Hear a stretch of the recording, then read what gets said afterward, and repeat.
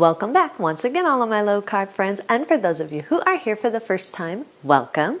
Today I have a keto recipe that you are going to absolutely love. Today I'm going to show you how to make very easy keto tater tots / hash browns. They can be either or. Tater tots and hash browns are basically the same thing, just cooked a little different. I am also going to show you how to make a very easy keto fry sauce that goes great with these tater tots. Or anytime you need a dipping sauce for anything, this fry sauce tastes excellent with it. And if you want a printable version of this, you can check out my website at janetsdeliciouslowcarbkitchen.com. You can find printable versions of these and other goodies there for you. And if you're new to the channel and you want to see lots of simple, easy, delicious, low-carb keto recipes, make sure you click that subscribe button and click the notification bell that's right next to the subscribe button. That way you can be notified every time I put out new videos every Wednesday and Saturday. And if you'd like to help support the channel, scroll down in the description of the video. You'll see some affiliate links. Anytime you purchase anything using those affiliate links, a small portion of your purchase will go to me and help to support the channel. And while you do all that, let's get cooking.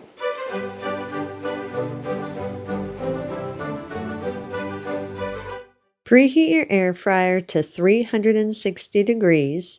If you don't have an air fryer, you can bake these, and you also can cook them on stovetop. If you're using the air fryer, make sure you lightly spray the bottom of your air fryer basket or your drawer. Thoroughly wash and peel one small jicama. Mine's about 1.5 pounds or 24 ounces. Cut the jicama into small chunks. Jicama is a very firm vegetable, so you really want to make sure that your peeler is really sharp and that your knife is really sharp. The easiest way to cut a jicama, I just put my knife right through the middle of it, and then I slide it down the sides. It makes it a lot easier to cut. Also, when you're picking out your jicama, make sure you pick one that has a little bit of give to it when you squeeze it. You don't want it to be soft, but you don't want it to be rock hard either. You want, when you squeeze it, to have just a tiny bit of give to it. If you're doing tots, then cut it into a little bit smaller chunks. If you're doing hash browns, then cut them into a little bit bigger chunks. That way you can have longer strands for the hash browns. Place the chunks in a single layer in a 2-quart casserole dish. Then pour enough water over the jicama to fully cover the jicama. Make sure you fully cover every part of the jicama. Then place it in your microwave and microwave on high for about 6 minutes. This will help soften up the jicama a little bit. Because remember, like I said, jicama is a hard vegetable. So you definitely want to pre-soften it. It's not going to get squishy soft like a potato, but it will soften up after the 6 minutes in the microwave. You also want to make sure you only do this in a single layer. Do not stack them on top of each other. So you'll most likely need to do this in 2 or more batches, depending on how big your jicama is. I did mine in 2 batches. Once they've been microwaved for 6 minutes, remove them from the microwave and pour the jicama into a colander so that it can drain off all the water. Place a shredding blade in your food processor. Then place a few jicama chunks at a time into the chute of your food processor. Don't overfill it. I usually only fill mine about halfway up. You don't want the jicama to be mushy after it's shredded. It will be moist once it's shredded, but you want it to have a shredded texture, not a mushy texture. Process on high until all the jicama is fully shredded. Place the shredded jicama in a large mixer bowl. Add 17 grams or 3 tablespoons of whey protein powder, or you can use very fine almond or seed flour. Make sure it is very fine if you use the almond or seed flour. Stir these all together until they're fully combined. Add 1 teaspoon of salt, a half teaspoon of pepper, 1 teaspoon of garlic powder, 1 teaspoon of paprika, and 1 teaspoon of onion powder. Stir these all together until they're fully combined and the seasonings are evenly distributed throughout the shredded jicama.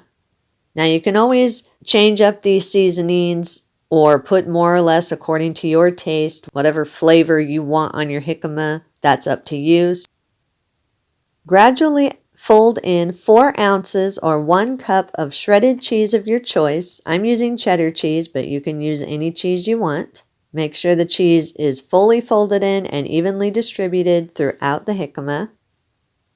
Place the mixture back into your colander and use a wooden spoon and gently press out the excess moisture. It's okay if there's a little bit of moisture, but you don't want to have a lot of moisture, so press out as much moisture as you can. Line a large baking sheet with parchment paper. If you're baking these in the oven, you already have one lined. Scoop the mixture out and press it firmly into whatever size or shape of your choice. I scoop mine out 1 tablespoon at a time, and I just shape it into a ball and then just slightly flatten the top of the ball. But traditionally, tater tots are more in a cylinder shape, but as I said, you can shape them however you want to. Just make them pretty close to the same size. You don't want big ones and little ones. You won't have an even cook, so scoop them out and shape them as close to the same size as you can and place them on your prepared baking sheet. If you're making the hash browns instead of the tots, then you're going to press the jicama mixture into a flat patty type shape of whatever size you want. Once they're all shaped, place the tots or the hash browns, whichever one you've made, in a single layer in your air fryer basket or drawer. You want to make sure this is in a single layer. Do not stack these or overcrowd them. Cook them in your preheated air fryer at 360 degrees for 7 to 10 minutes or until they're golden and slightly crispy on the outside. Everybody's air fryer is different, so I would check them at 5 minutes and see how brown they're getting, and then put them in for a couple minutes longer until they're as brown as you want them to be. Watch them carefully because they can over brown really fast. If you're baking these after you've put them on your baking sheet, lightly spray the tops of your tots or your hash browns with a little bit of oil, then place them in your preheated oven and bake at 375 degrees for 7 to 10 minutes or until they're lightly golden on top. Then turn them and bake them for another 7 to 10 minutes or until they're lightly golden and crispy on both sides. If you're doing stovetop, after your oil's been preheated, cook your tots or your hash browns for about 10 minutes, then turn them and cook them for another 5 to 10 minutes or until they're golden and slightly crispy all the way around. Once the tots are all done baking, remove them from the oven. Let them cool just a few minutes so you don't burn your fingers. Then you can place them on the serving platter of your choice. Serve them with the fry sauce or whatever dipping sauce of your choice. For the fry sauce, in a medium-sized mixing bowl, combine 1 cup of mayonnaise, a half cup of keto ketchup. If you want a quick keto ketchup, I'll put a link in the description to my quick 2-minute keto ketchup. Add 2 tablespoons of red wine vinegar. Add 2 teaspoons of Worcestershire sauce. Whisk these all together until they're fully combined and smooth. Add 1/4 cup of golden monk fruit sweetener or brown sugar sweetener of your choice. You can adjust this more or less depending on how sweet you want your sauce. Whisk in the sweetener for at least a good 20 seconds. You want to make sure that the sweetener gets fully combined and you don't have a grainy texture in your sauce. So whisk it in really well for at least a good 20-30 seconds. Add a half teaspoon of salt, 1/4 teaspoon of paprika, 1/4 teaspoon of ground mustard, and a half teaspoon of onion powder. Whisk these all together until they're fully combined and you have a smooth sauce. Once it's combined, pour it in an airtight container. I use a mason jar. You can use whatever airtight container. And store it in your refrigerator for at least a half hour before you use it. This lets the flavor all set in really well. After the half hour, you can remove it from the refrigerator and use it immediately after that. Use it with the keto tater tots or hash browns, or you can use it with my jicama fry recipe. Anything that you want a dip for, you can use this. If you do have any leftovers, then store it in an airtight container in your refrigerator for up to 2 weeks.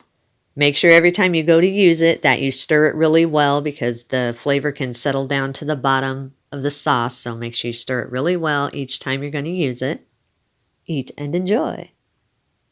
And those are our recipes of the day. I hope you enjoyed them. If you did and you want to see more videos like this, make sure you click that thumbs up like button, click that subscribe button, leave me a comment if you want to. Let me know if there's any recipes that you'd like to learn how to make, and I'll do what I can to get those out there for you. And as always, keep cooking.